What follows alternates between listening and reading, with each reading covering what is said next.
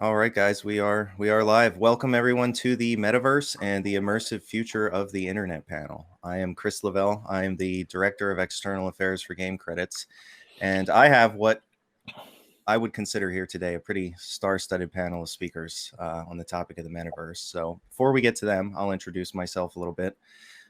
As I mentioned, I'm with Game Credits. I really got started in this space about 8 years ago now.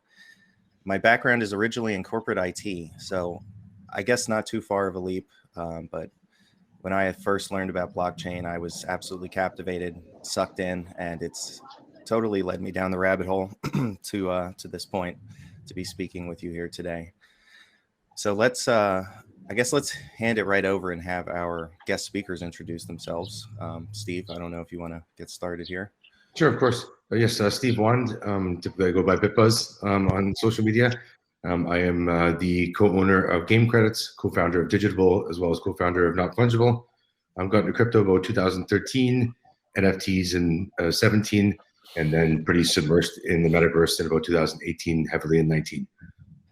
So doing things across blockchain gaming, digital wearables, as well as building in the Metaverse. And that's kind of where my passion and focus lies these days. I'll go next. My name's Dave Carr. I work with Decentraland Foundation with the comms and marketing team. My background is, I guess, classic advertising, but at some point I took a sidestep into toys and video game marketing and advertising, working for the likes of Lego, Hasbro, and a lot of the AAA games distributed and published by the big game companies.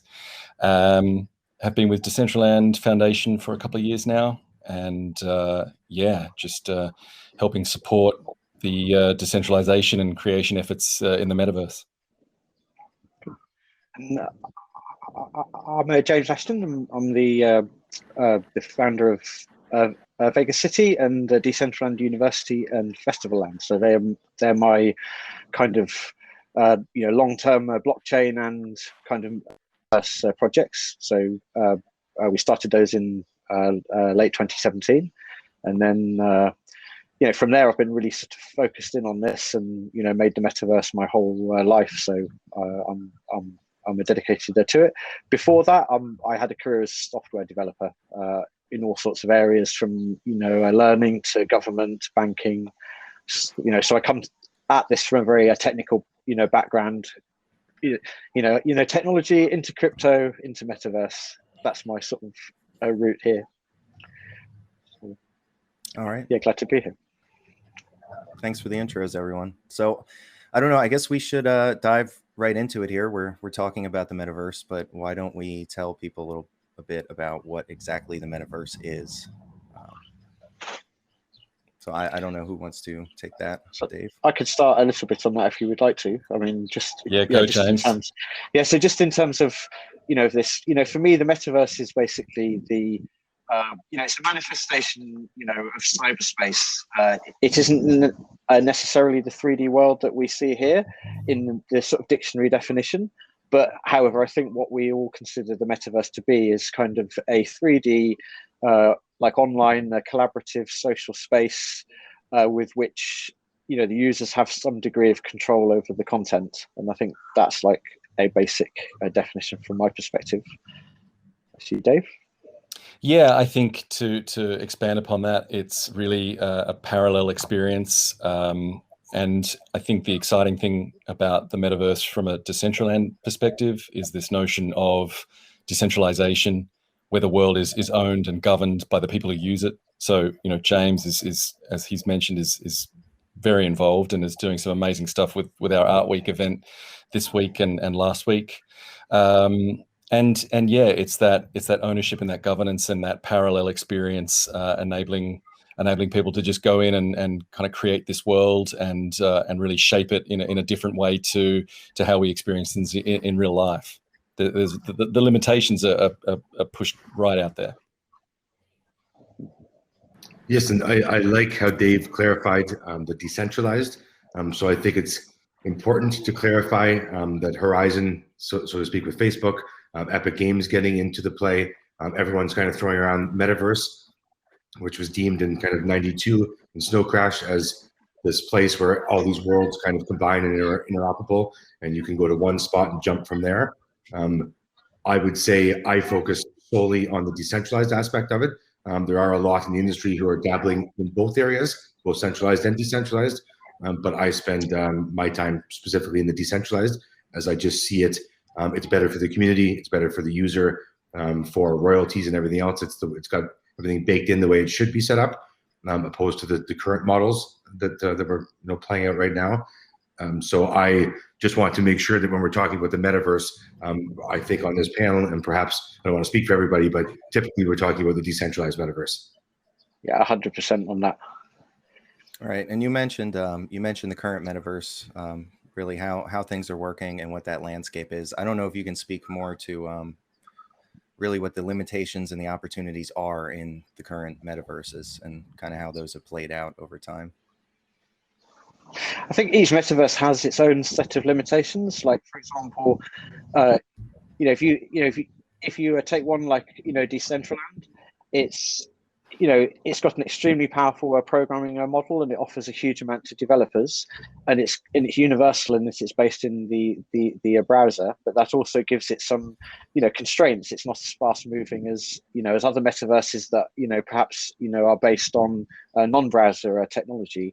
I think that all of the metaverses, which I think the people on this panel sort of know and love the best, like Siminium Space, Crypto Voxels, Decentraland, they also come baked in with the constraints of the Ethereum network, and the Ethereum network has the beauty of I don't want to say it, but in terms of crypto, for me, there is no better decentralized network than the Ethereum network. So so these particular metaverses have all the benefits of that, but they do have some of the constraints of it as well, which is why organizations like Polygon are coming in with solutions to help with some of the constraints that these metaverses have. Right. Well said. I don't know if anyone has anything to add to that. No, that summed it up pretty nicely. So I guess to bridge off of that point, it's really thinking about those limitations and the opportunities that currently exist in the metaverse. I guess we can drill down a little bit further and look at really what are businesses in the metaverse or based on the metaverse actually currently doing? What's happening with those businesses? What type of business functions are actually occurring in metaverses today? I don't know if anyone wants to take that one. Yeah, I think this year's shown us that there's been a huge increase in the amount of brand interest in Decentraland. You've seen in the last couple of months, you've seen two really major land purchases. So you can see that people are really seeing the metaverse or Decentraland as a place to set down roots, if you like. You had a company an organization called Boson Protocol, who bought a very large plot of land, which was then trumped a week or so later with I think the largest land sale, something like 260 odd parcels. Both of those have a retail profile to them. I think Boson is looking to create something which bridges the gap between virtual and physical. So buying something in the virtual world, receiving it in the physical. And I believe that I think it was Republic Realm was the larger purchase, is going to be a virtual mall. So that is, I guess, a more structural take on doing something in Decentraland, where brands are coming in and I guess dipping their toe into the water. Certainly we've seen Sotheby's put up a replica of their London galleries and have had some very high profile events so far. We've seen other brands like Playboy doing NFT digital art exhibitions. Mattel did a Hot Wheels exhibition very recently. So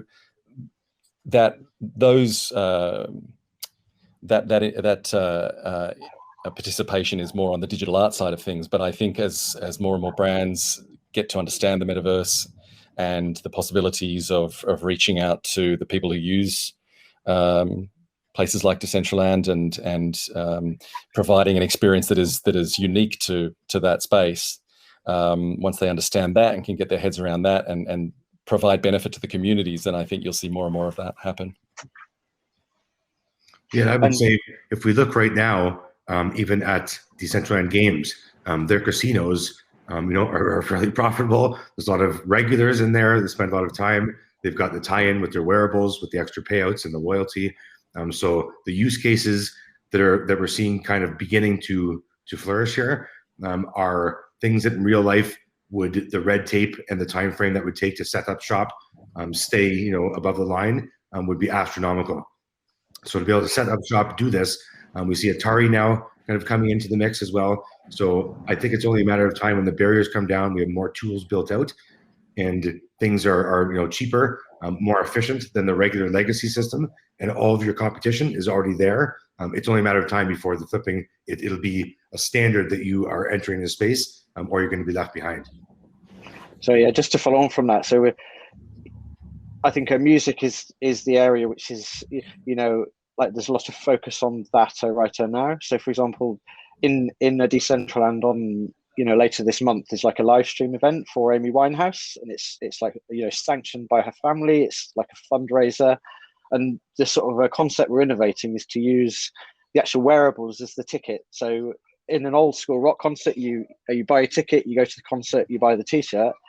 It's like here you buy the t-shirt and then you wear it to the concert, and then you've got something actually baked in. So so the people who are involved in that, mandolin.com are like a live streaming platform, and so they're handling the actual delivery of the live event. But I think the metaverse can really innovate with this actual style of event, and actually move the concept of ticketing and that type of thing beyond it. So you have to have the wearable. You've got to wear Amy Winehouse's hair or t-shirt in order to access the event on the 23rd. Right. Bit of a plug there for that. Well, yeah, that's so I don't know if anyone else has something to add to that, but as you can see, there is quite a bit already happening in the metaverse. So I guess what we want to do now is really start to drill down into the fine details or get into the specifics here. How can fund managers really get involved with the metaverse? Is that through, whether that's through a direct investment or actually having a segment of their company operating in the metaverse? What types of ideas and concepts are around that? I personally, just from personal communications lately over, I would say the last 2 to 3 months, there are definitely a lot of funds coming into this space that want to figure out exactly what's going on, the best plays to make, the bigger players to connect with, to kind of be that buffer, set them up with the right platforms, make the introductions they want, get them perhaps on these curated sites or some other, even the .com names they were acquiring for quite some time.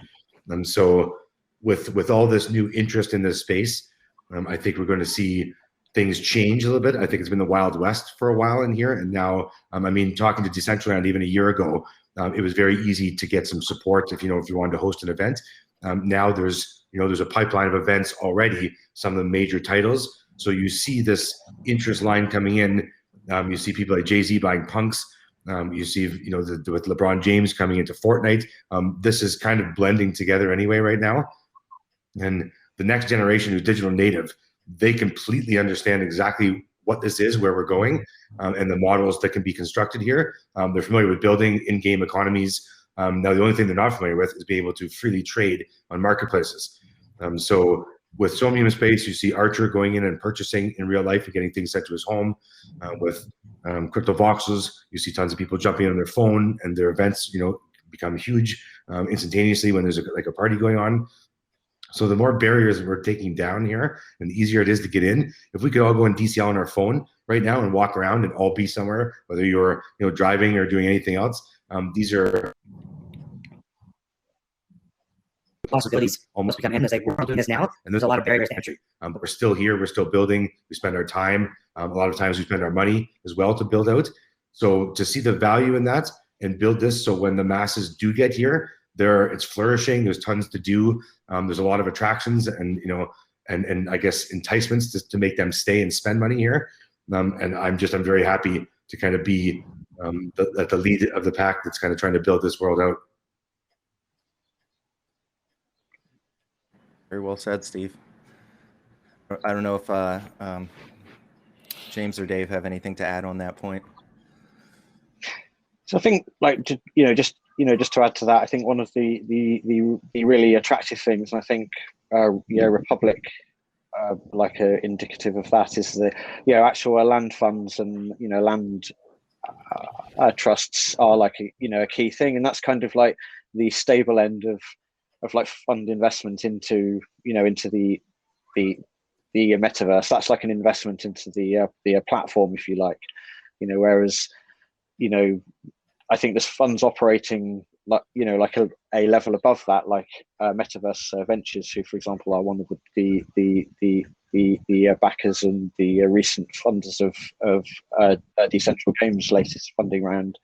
I think those guys are more focused on what's in the metaverse, whereas like a Republic type of situation is more focused on providing part of the infrastructure of the metaverse. And I'd say in the case of Decentraland that districts are kind of in a way like actual land funds or land actually trusts. They're sitting on a body of asset, and they can they've got to find ways of leveraging that. And one way of leveraging it is for buy-ins by other organizations who would like to buy institutionally.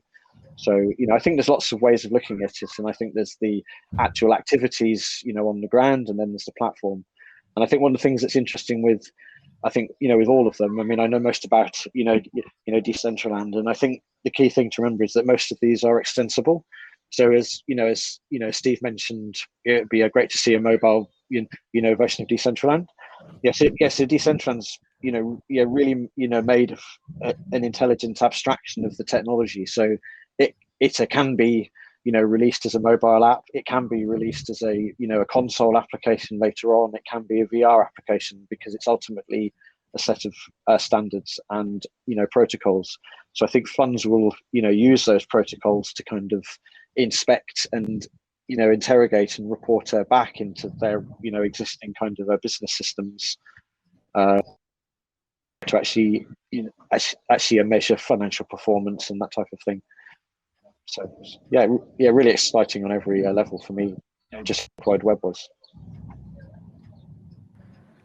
That's excellent. And you mentioned mobile apps, and just to go back to what Steve actually mentioned momentarily about kind of that digital generation that's growing up, building these economies out in games.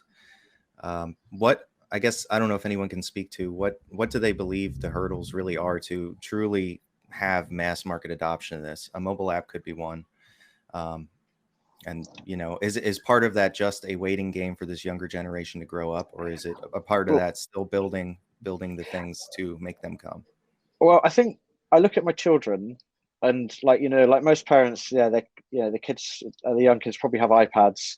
So these days, I mean, all my three kids love this thing called PKXD. It is basically like Decentraland for kids. It just looks, it's just like it. They even want to go and buy a house. They want to buy a suit that lets them do this or that. The younger generation's being primed into it. They'll already know it like the back of their hand by the time this stuff. When you look at how excited they get, it's inevitability. So if you ask them, what would you like for Christmas? Or what would you like for your birthday? They get more excited about a new house in PKXD than they will do the latest physical good. For them, that's the special thing, and it's far deeper than the sort of toys I had when I was a kid. So I think that's the setting we're in, and I think we're basically accelerating into that very, very fast, because they're already the Minecraft generation's already there. They completely get it. So I actually think in the case of Decentraland, Somnium Space and Crypto Voxels and others, it's almost like a crypto hurdle to overcome that's slightly trickier to onboard. I think the actual metaverse itself, it just speaks for itself to the younger generations. Yeah, but I think, you're absolutely right with the kids and things like Robux. I mean, Robux in Roblox, the currency that is employed in there, that is doing a job of educating as well. So that will probably help with that hurdle that you speak of, James, I think. But yeah, the technology, I guess, is also the barrier, but it's moving at pace. And if you think like most of the younger generation, they will play for as many hours as you would let them play. They will pay their own money. They cannot trade those assets. They're not really their assets. They're going to leave them there one day and be absolutely useless to them. And they're still willing to put all of their time in. And I believe it's a network effect. My children, especially now, outside of school, there wasn't a lot of in real life contact. And especially as a younger person, that's a thriving part of your growing up. So the social aspect of the online gaming right now, I think plays a huge role in that. So if we entice people like Axie Infinity is, like if Ethermon and some of these Blancos games, if they get to a point where you're enticing hundreds of thousands, if not millions of people, and 3 of your 10 buddies you play Fortnite with are over there, and then it becomes 5, and then it becomes 7, at that point, when the model is in the favor of the community and they recognize that, royalties are carried over with these skin sales on secondary markets. So all this can make another whole flourishing gaming industry with royalties alone, let alone the other possibilities. So if these businesses don't at least adopt or somehow take, I guess, the best use cases of the blockchain and implement them into their legacy the best they can, I could say in 8 to 10 years, I don't know many people who, if you could rival a game like Fortnite and be decentralized and be able to sell those skins at the drop of a dime, or be locked into a network that can cut you off at any second, if they both aesthetically please you and there's the masses are there to game with. I don't see how that model can sustain itself. Agreed. Very well said, Steve, and everyone. Yeah, so I guess so really what we're taking from that is that the technology is what needs to move. I mean, what does it take today to make something like Decentraland, for example, have that same level of success as Fortnite does now? But I mean, obviously there's the scalability model. I think Decentraland has a really great actual scalable model. The decentralized nature of it just lends itself for like scaling up to the level of mass adoption. At the moment we have tens of servers. Next hundreds of servers would support like hundreds of thousands of current users, thousands of servers, the world as you get into it. So I think that architecturally Decentraland is there. It's more about the message rather than the technology at this point. Yeah, and I think there's also a challenge, certainly from the foundation's perspective, to not only support but educate on the DAO and this governance. I think if people can embrace this idea that if you come into Decentraland, and historically Decentraland has been referred to as a game.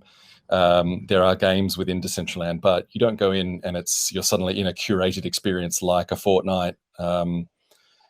So I think it's going to take some time for people to understand that they can go in and they get to determine how the world evolves. If they want to put on an experience, create an art gallery, put on a music show, they can do that. They can vote. They can submit proposals on how the world will develop. They can vote on submitted proposals to approve or reject. And I think that's a really important part of Decentraland and that decentralized model that the ecosystem is founded on. And I feel that if people can embrace that and see the possibilities of that, then that takes it to a whole nother level, that experience. So yeah, that's certainly something that the foundation pushes in terms of awareness, and also with things like the grants initiative, for example. So people being able to apply for grants to create things that affect the community, that they could create games or help with development of the technology. There are a number of ways for people to just jump in and get involved, and it's very inclusive and collaborative.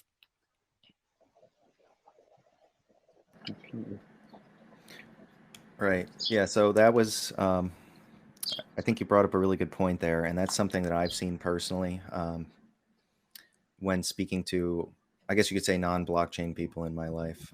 They look at a lot of these things as simply games. They don't really see past that. That there are entire ecosystems here, and education is a very large part of that. So I think that's part of the hurdles to really bring people in. Just going back to fund managers and really building in the metaverse. I don't know if anyone has anything to add. I think this question's really been answered with all the great detail you guys have been giving. But why should a fund manager consider opportunities or consider the metaverse as an opportunity for them to even look at? Go ahead, James. Well, I was going to say, for me, it comes back to the generational thing. If you want to see what's going to be, what is going to be the big thing in the world, tomorrow, then look at what the kids are doing today. And I think it's as simple as that. I think if they ignore it at their peril, because that's where the market's headed, you can just see it. Any parent who equips their children with any computing device at all will see that crystal clear. I believe, and I think that is the fundamental reason that because it's indicative of the change in the world and the web in its form of Facebook and decisions, huge corporations, skimming off the top of everybody. I think that's yesterday's world, and the children of today are being primed for the world of tomorrow, which is decentralized, and it is it is very different to the web we see today. So for me, it's the change. I'm thinking too, a lot of funds learned from perhaps reading about Bitcoin in say 2012, 2013 and completely dismissing it, seeing until they got a comfort level until maybe 18 or 19, which by that time the price was drastically different. So I think maybe their appetite for risk is a little higher with these spaces and something following suit in the same ecosystem. Bitcoin has proven to be there's something of value and substance there, and everybody knows that now. That's kind of a common thing that we can all agree on. Ethereum is also kind of, that's pretty established. The SEC has said with gas, it's completely legal to use it. So all the worries from an investment standpoint have been removed. So with Ethereum showing the promise of this, NFTs blowing up lately with art and people, with the metaverse being shown on CNBC a couple weeks ago with some big land sales. We've got Axie blowing up with the SLP, and the amount of Axie sold per second is like absolutely crazy right now. So this small ecosystem that we're seeing is kind of growing, and it's getting larger by the day. With a fund manager to avoid this now and buy land, it'd be the same as, do you want to buy land in Utah today, or do you want to buy that in 5 years? It's not going to be cheaper in 5 years, I guarantee it. So it's the same carrying over to here, only I think on a different scale. This is appreciating faster. So as this gets built out, there's more interest coming in, there's bigger money coming in, more builds that much faster, there's going to be that much more to do. So as soon as these economies in there start rivaling anything to do with, say, 10% in real life for entertainment or for gaming or anything like that, or gambling, then there's going to be some serious eyes, and people can't ignore that. It's like you saying, no, let's continue to advertise on radio and TV and not advertise on the internet. In 2010, that person would be fired instantaneously. So if you ignore this new medium, a website is going to morph into the metaverse. Zoom is going to morph in the metaverse. We're all going to end up there anyway. So if you see the value in that, like we do, there's no time better than now to plant your flag and get something established in there. So at least you're a trusted brand when the masses do come in. Yeah. Agree with that 100%. And also, just one thing is that the way that crypto and things in general climb in value, it isn't, it's not a linear thing. You can't sit there and then you can project, well, if I leave it 6 months, it's probably going to have gone up by 20%, but hey, that's worth it for our risk profile. It goes up in steps, and all of a sudden you're left looking yesterday with egg on your face because, yesterday the door was open. Today the door cost, significantly more. And unfortunately, that is the way of crypto. And I think that will stabilize, but we've definitely see all the main crypto bases, metaverses, land values hop up in steps.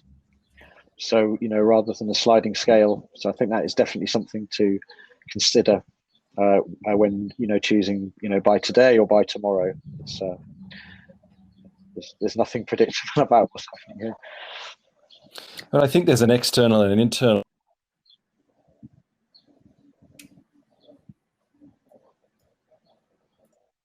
Obviously, there are implications for when you're inside the metaverse in a Decentraland. But I think ultimately, if an organization wants to get involved and to Steve's point, plant the flag, so to speak, there is, regardless of the fluctuations, there is a lot of creation and a lot of engagement with communities in really unique ways going on. So I think understanding how, or the possibilities of how you could do something different and something quite unique and effectively create brand new ways of engaging with people rather than just putting up a billboard or doing an advert. This is one-on-one engagement potentially, and it just and when you see the likes of a Republic Realm deciding to create a virtual mall, you think to yourself, okay, it's bricks and mortar in the metaverse, but we don't really know what that means in terms of how people will, what their experience of retail will be, or buying, or anything. It'll be a completely new way to engage with people on a commercial level, I suppose, with that example. So I think the possibilities inside Decentraland, for example, to a degree insulated a little bit. It still keeps ticking along. It was ticking along when the token was at a low value. It continues to tick along when it goes up in price. So it's an ongoing thing. It's a world in development. Yeah, so the wheels keep turning, essentially. Yeah, absolutely. So I guess how about this conceptually? I don't know if anyone can really speak to this, but what do we think really the next step in the metaverse looks like? What is the next evolution, the next metaverse, the next concept? I don't know if anyone has ideas or would like to share where they see things changing. I know But one thing I'm excited about dynamic NFTs, as well as with layer 2, it opens up a lot more that we can try and dabble with as far as sandbox and testing. So with the price coming down, and technically it's almost free at some points if you're using Matic, in that case, a lot of gaming models can be spawned up. A lot of almost like a storefront model, personal individual storefronts where you are peer-to-peer, directly selling to your user base. And then I know, speaking with Ferocious in Miami, we were talking about the Somnium Space build and saying one day will it be direct from your collector directly with you?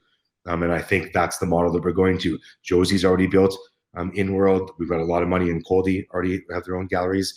So if I could walk into the gallery and one of their past artworks got me in 5 minutes before anyone else to perhaps get low numbers or first dibs on those pieces, all those use cases next with Chainlink and Dynamic coming in, there's going to be a lot we can do. And I truly think there's going to be a time when perhaps pre-2022 will be kind of the golden age of NFTs, when they were kind of static and couldn't really do much. We liked them aesthetically, but there wasn't a lot of use case with them. And as that progresses, there's going to be a ridiculous amount of use case can be embedded in those, whether it's unlockable or just comes with the parameters, on the back end baked in.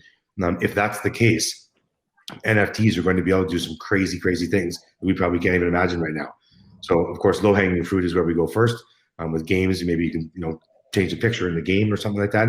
But what you can do down the road, is absolutely crazy. And if we have this much engagement with Fortnite right now, with no possibility of you owning anything, they're getting this many sales and skins with no secondary market, no trading ability or anything else. If you open that up and provide a game that's that solid on a decentralized platform, like that changes the whole game. And anybody can do anything they want. It's like, back in the day, if you were an immigrant, you went to New York, you thought it was a land of like unlimited opportunity. It's the same thing in this case. Very well said. James, I think you were going to say yeah, something.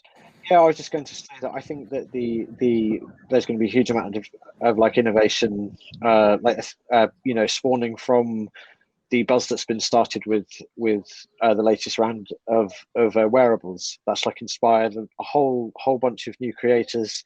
It's a more accessible market for creators than land, because land was accessible in the very early days of the metaverse, but it's quickly become a reasonably expensive thing to get into. Whereas I think there's going to be a booming market for all of the markets that sit on top, where it's only a person's time that is the barrier to entry. And I think with the wearables especially, I think it's the marrying together of the wearable plus the experience. And I think Steve touched on this earlier with the mention of decentral games and how you get a superior mining rate if you are wearing one of their wearables. We're working on really simple stuff just to make our wearables a requirement for admission. But I think that it's the personalization of wearables, avatars. It's a huge market, and we've not even scratched the surface of it yet. We start to, we see how everyone wants individuality with, this set of wearables actually they're wearing. And then we look at the real world, the fashion industry, the makeup industry, and then all of the aspirational industries that feed into that, like the movie industry. I think this is going to be huge because it allows people to express themselves online in a way that systems like Facebook have just prohibited people from doing. In Facebook, it's only what you post that makes you personal. It's what photo you posted up today, or what a meme you share. Whereas in the metaverse, that concept of self-expression, it's directly you. You're there saying this is me, and I think that market is astronomically bigger than that we can imagine today from where we are. Yeah, it's a good point about land and the price of land. As is always been made the case, you don't need to own land to be able to create and to, in the instance of building something or building a scene, you don't need to own land to host it and bring it to life in Decentraland. And similarly, wearables offers a way for creators in the metaverse to monetize their creativity, to set up a shop front if they like, and to create a little wearables business. And then when you talk about Steve's point about the dynamism of NFTs, fashion starts to come up, and so you can see the fashion designers of tomorrow already having a place in Decentraland. And another area I think is really right for and we're seeing it with bands and artists. I think that music as an NFT will, and always musicians are looking for this holy grail, this way to take control of their catalogs and we've seen some of the backlash against the streaming platforms. I think music as an NFT and this ability to create licensing and secondary sales, all controlled by the artist, I think is a massive thing. So from my personal perspective, music is going to be a big thing, and James has already touched on that with the Amy Winehouse exhibition in Decentraland. But being that as a photographic exhibition, I think when artists come in and put their flag in the ground and decide that Decentraland is going to be an experience and a way for them to contact fans, let fans experience music directly, and then ongoing just have that relationship with a musician or a band in the metaverse. And I think, again, there's a whole other area that's really open to some explosive growth. Just on the Amy Winehouse thing, what we're doing, which you could not do in another platform very easily, is that we're going to have the bands are rehearsing for the actual event on the 23rd. So we're going to do some surprise. They're surprised because we're not going to say when they're going to be, but there's going to be some clips of some rehearsals of the actual bands that are performing on the 23rd, and I think we'll just actually do them as like a pop-up thing. So we'll just kind of announce it on this the social media, channels like happening now, sort of thing.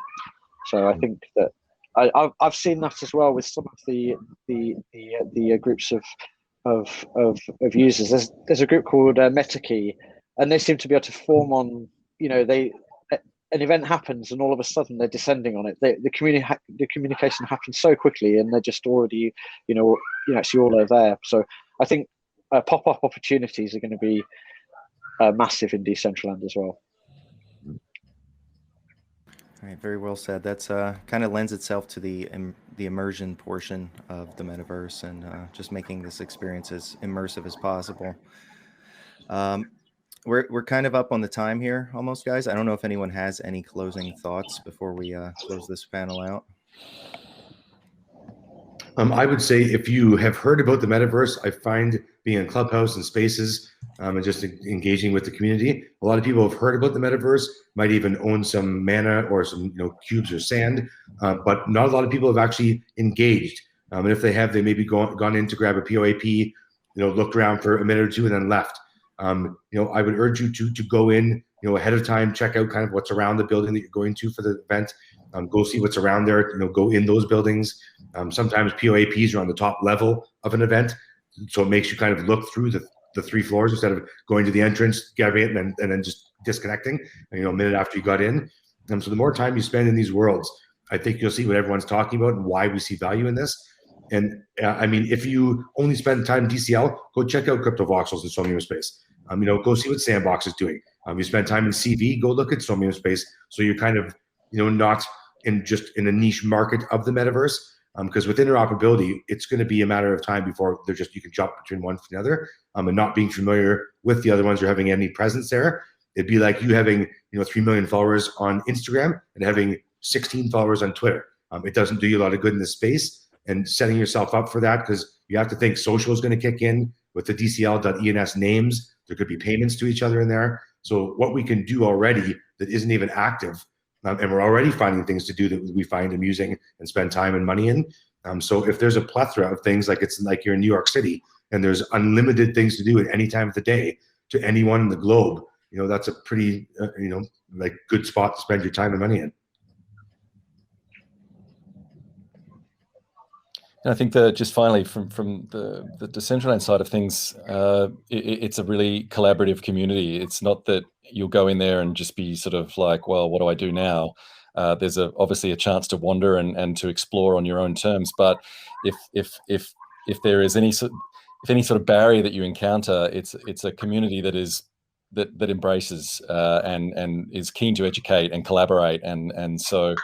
Yeah, it's a really great time to get in and have a look around and immerse yourself in that environment. I would just repeat what those 2 guys said. Just I see today is the time to get into this without a doubt.